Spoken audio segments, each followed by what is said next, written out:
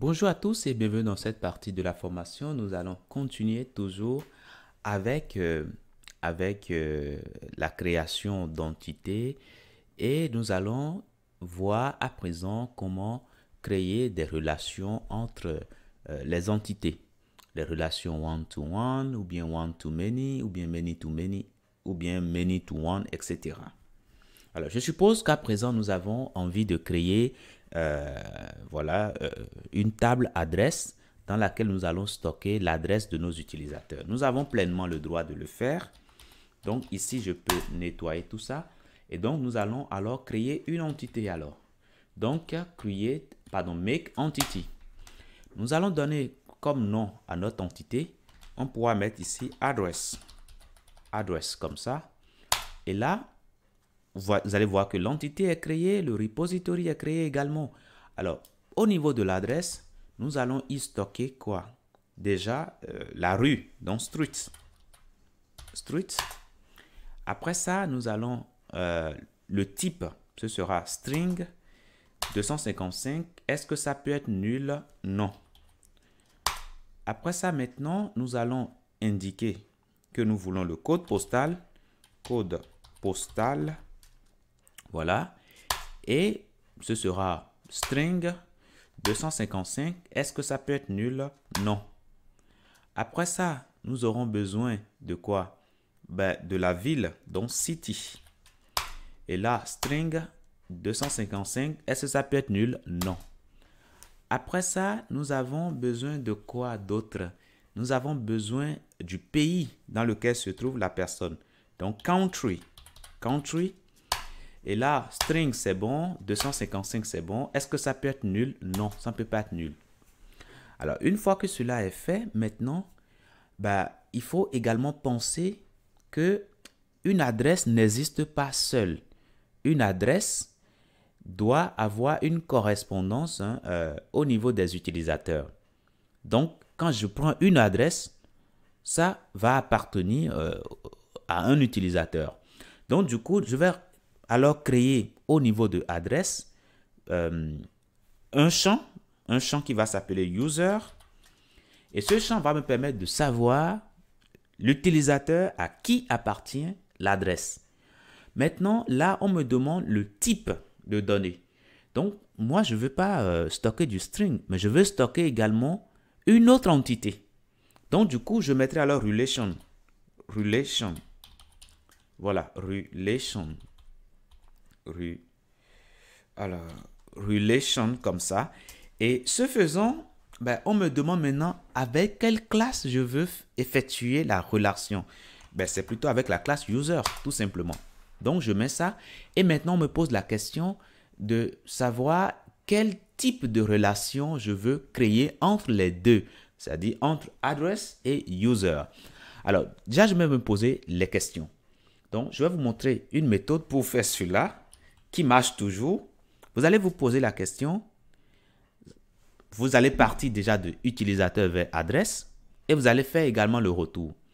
Donc, quand je prends un utilisateur, donc one user, quand je prends un utilisateur peut avoir combien d'adresses? Je suppose que vous permettez à ce qu'un utilisateur puisse créer plusieurs adresses. L'adresse de son domicile, l'adresse de son boulot, l'adresse de sa maîtresse, l'adresse, voilà, je ne sais pas. Si il en a plusieurs, qu'il soit en mesure de renseigner cela. Si c'est ça votre hypothèse de base, ça veut dire que vous direz que one user to many addresses. Addresses, voilà. Maintenant, lorsque vous allez prendre une adresse en particulier, donc one addresses, lorsque vous allez prendre une adresse en particulier, ça ne peut appartenir au plus un utilisateur.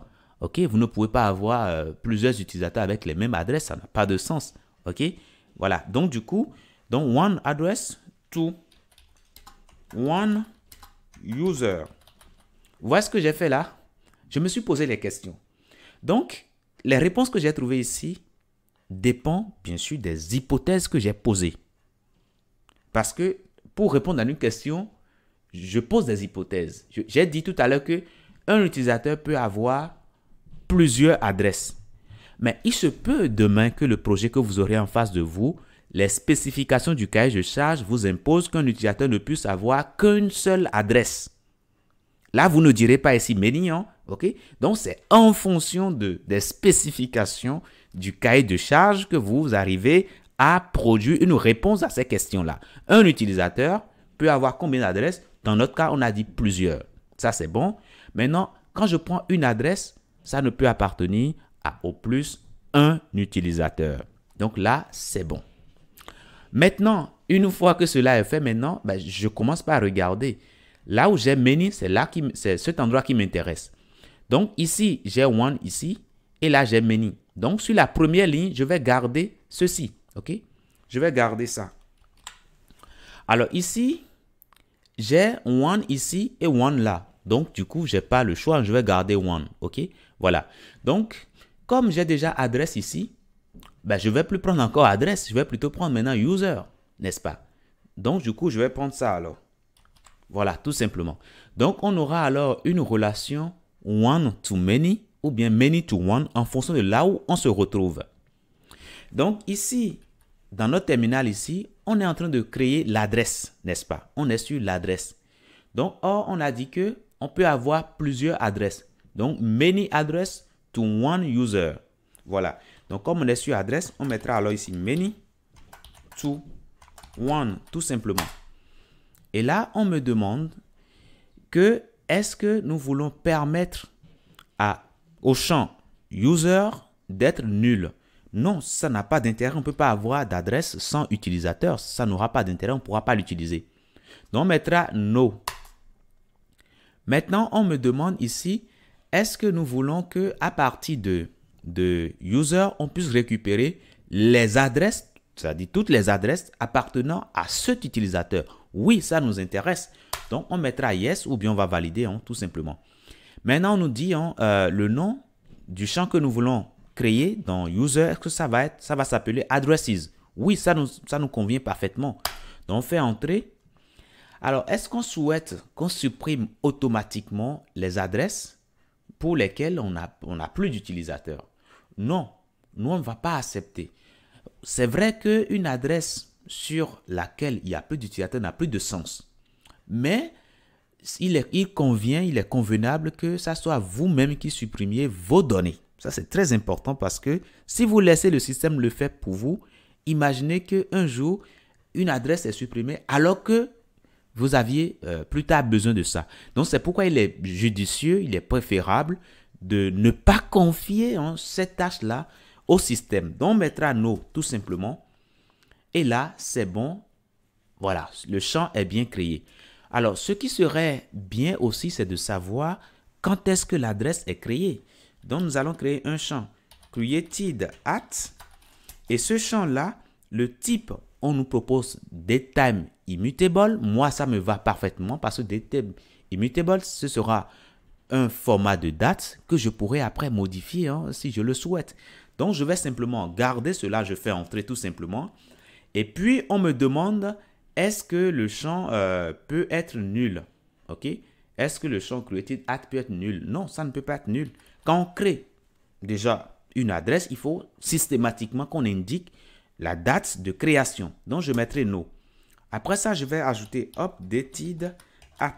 Au cas où on modifie l'adresse, là également, il faut qu'on indique la date de modification. Donc, je mettrai datetime immutable, c'est bon.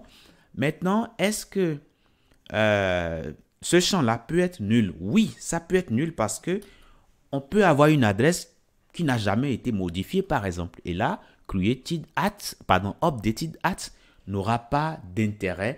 Et du coup, je mets yes, tout simplement. Et pour moi, pour l'instant, c'est bon. Je fais entrer et c'est bon. Donc, je peux nettoyer tout ça et je peux repartir au niveau de ma base de données, enfin de SRC, de entity. Là, j'ai désormais address. Et à l'intérieur, ici, comme tout à l'heure, ce que je vous avais dit sur user, nous voyons bien les annotations. Nous voyons bien ici que c'est lié au repository, address repository. Voilà, et nous voyons bien les champs que nous avons définis par nous-mêmes. Là, c'est bon, c'est parfait. Imaginez maintenant que nous avons oublié, par exemple, disons, un champ, par exemple, une colonne, par exemple, il peut arriver qu'on oublie. Et nous, dans notre cas ici, je suppose que là, bon, on a oublié de mettre created at to user. Donc, on peut le faire tout simplement. Pour le faire, on a juste à reprendre ceci, make entity.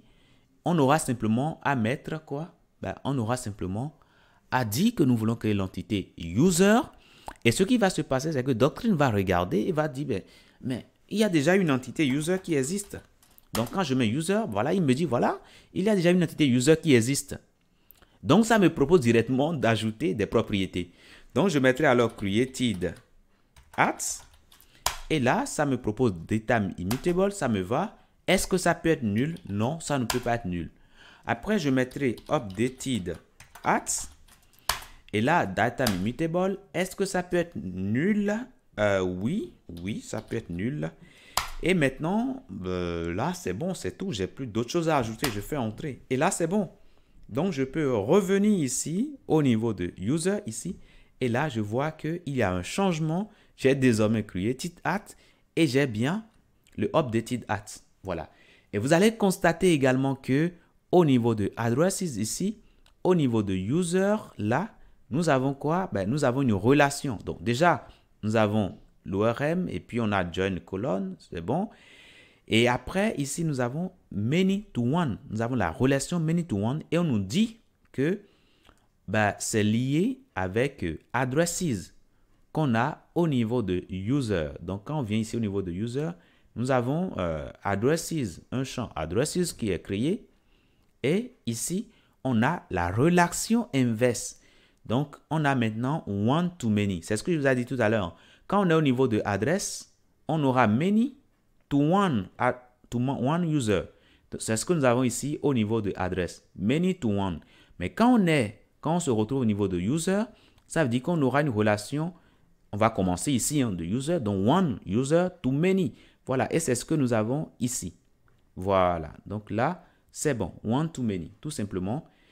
Et voilà pour ce que je tenais à vous dire dans cette partie. Dans la prochaine partie, nous allons générer tout simplement les tables. Je vous dis merci et à tout de suite.